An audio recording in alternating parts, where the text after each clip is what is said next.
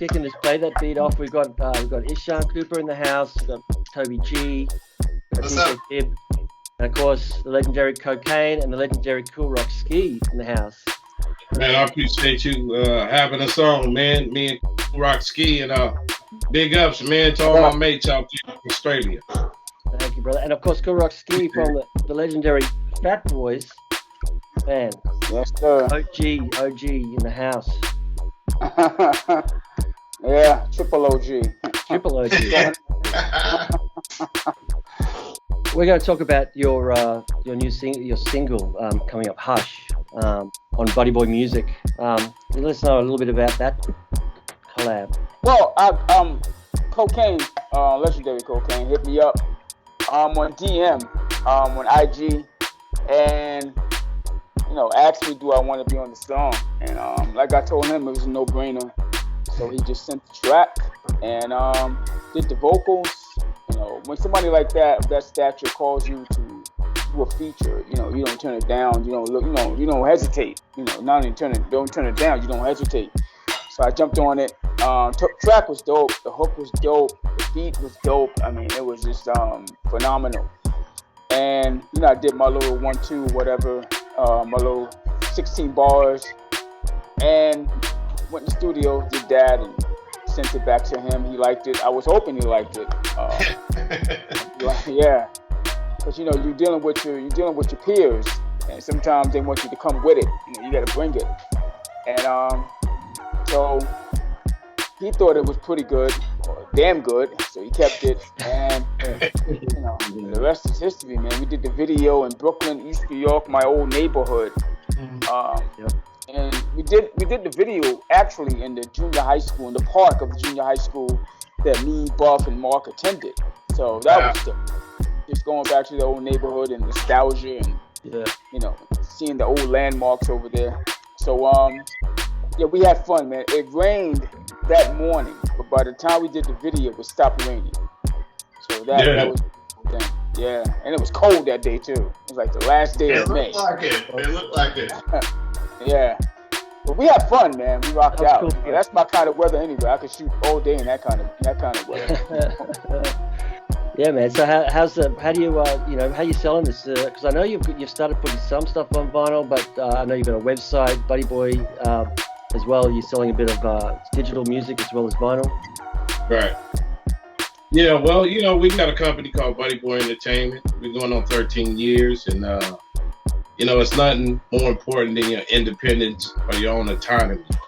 You know what I mean? To be able to control that aspect, with the exception of still using the online services, because we still use the online services. This record, it might be exclusively that you got to go to my site at www.buddyboymusic.com.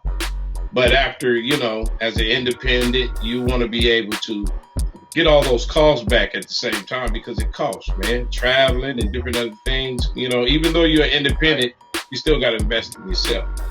So we will eventually put this particular single out. But the good thing about this, when I was talking to DJ Baby D, you know what I'm saying?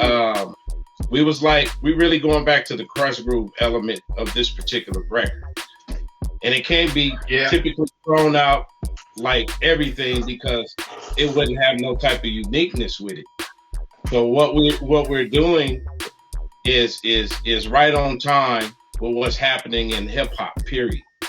Exactly. You know what I mean? Especially with the last thing, Ishan, like basically what they did on Versus really was like a snowball effect. But so we did this particular record, and it just hit home, man, because I grew up off the Fatboys. It was one of my favorite rap groups. Yeah.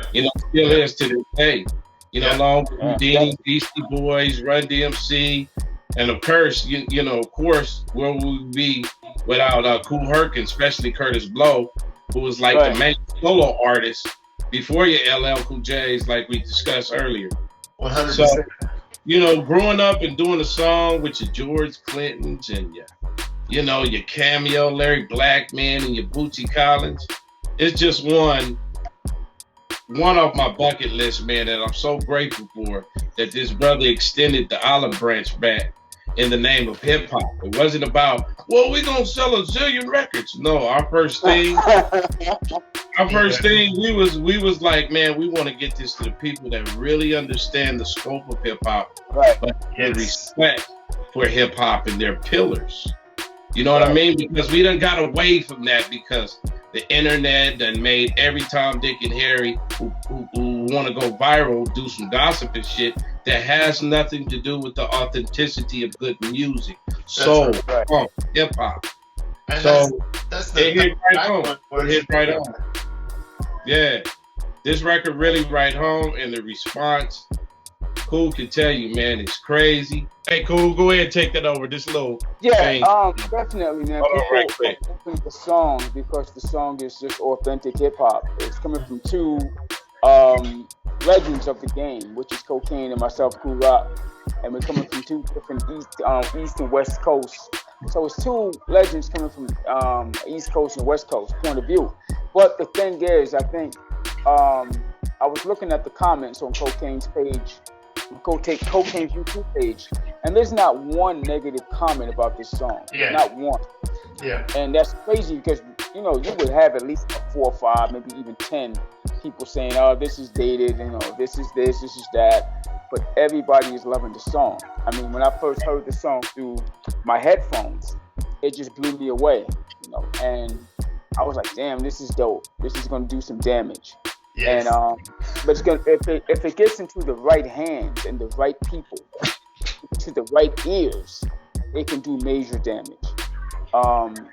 If you just put it on radio in the daytime, and you got the listeners from 17 to 22 years old who's into Lil Durk or Lil Uzi, and I got nothing against them, it's not gonna translate. You gotta let this song like this just simmer and let it just sit there for a while and, you know, let it marinate, you know what I mean? And then reach the masses, you know, from my point of view, my opinion, you know. And kind of do it from the old school kind of way, how we did it back in the day.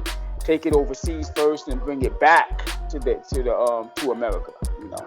Yeah, because hip hop is such a global community now, to where it makes sense. You know, there's neighborhoods all over the planet that fell in love with this music and understand a Kool Rock or Kokane record. You know what I mean? And it's starting to pick up really out here too as well. Don't get that twisted. New York and California, which was our primary target for the States, and then it could trickle everywhere else. But, you know, we appreciate the overseas fans for really getting in there, figuring out what's going on, loving funk music. You see what you're doing, Ishan. You see what, even with the R&B, look at what K-pop is doing over there in South Man, Korea. they're killing it. So they get it. And sometimes over here in the States, it's like we tend to get away from it because a new thing come in called disco. Yeah. You know what I'm saying? Right.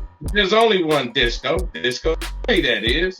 But I'm saying some things stay around, and then some things has to be a full loop to remind people. Like, hey, man, the landscape of the music, it was more peaceful. The landscape of the popular music and hip hop, we were more conscious. You see what I'm saying? So we really, you know, not to preach to the choir, we really, you know, are blessed enough. Me and Kool Rock talk about it all the time, to be able to be a part of a record. You know, it was produced by Chill from Compton's Most Wanted, him and Rob T, and to be a part of that record, and at a time to when hip hop, you know what I'm saying, it's just like funk music. Uncle George said it best: funk not only moves, it can't remove.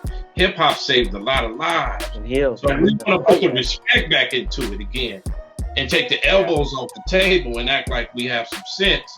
And the record is dope. You know what I'm saying? We could talk all day, but the record is dope. It's dope. The landscape in the streets and the hip hop community worldwide is really feeling this record. So we did the record, but we blessed that the universe picked this particular record at this time. You know what I'm saying? To be able to perfect time for it. Yes, sir.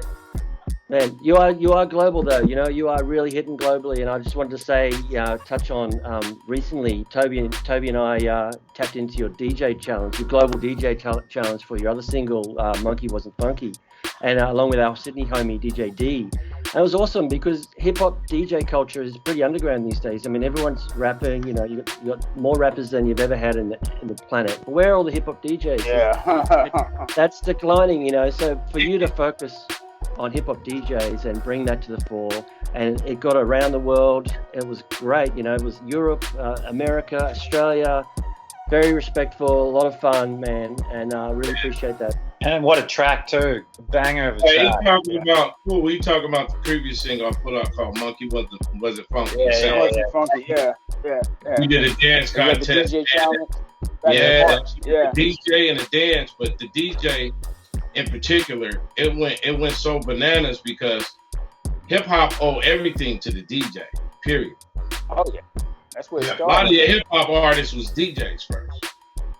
Absolutely. Yeah. You know what I'm saying? So, you know, it was fun being able to put that out there. And then hit them with a record like this. Like, this is incredible. For real. And you look at the artists today, the rappers today, they don't use a DJ anymore. And if they do use a DJ, he's not doing the cutting and scratching and all this stuff. It's like they do away with all the elements that made hip hop what it is. And, exactly. You know, we're trying to bring that back. I mean, even the breakdance and the beatboxing, the graffiti, you know, just try to bring it back to the essence, man. And even if the industry doesn't want it like that, we created this music, we created this culture. So why should we bow down to the industry just taking everything away from us and saying you got to do it this way or you can't do it at all? You know, it's like Voltron reforming. Right, exactly. And we really appreciate that because Toby and I, the Play That Beat, our podcast, we hip hop DJs, so that's what we bring. We bring the hip hop DJ element in, but we bring the MCs in as well, and we do it live. You know, that's exactly what it's at. 2 copies of records. Still rocking double the vinyl. Yeah, man, bring the vinyl back, man. We're not trying to reinvent the wheel. We're not trying to stop somebody doing from what they're doing right now with their brand of hip hop or with their rendition of what they're doing with hip hop. But we came from an era where we did actual rapping and DJing and scratching and MCing and rapping live on the mic. We didn't do that kind of lip syncing kind of stuff. So and being disrespectful to fans and all that stuff like that. And I'm not even trying to be the old man on the porch saying get off my lawn. I'm just saying that we need to get back to the how hip hop really is: peace, love, and having fun. That's what it's all about. It's not all about everything got to be Draco this and killing this and I'll murder you that. You know what I'm saying? It's like, come on, man. We need a balance and back into this music. Man, this your boy, the legendary Kokane, and you're tuned in to Play That Beat. I want you to play for me. Your boy Cool Rock Steve from the legendary Disco 3, aka the Fatboys. You're now rocking with Play That Beat. Why don't you play it for me? Ha! Put it up, stick 'em. Ha, ha, ha, stick 'em.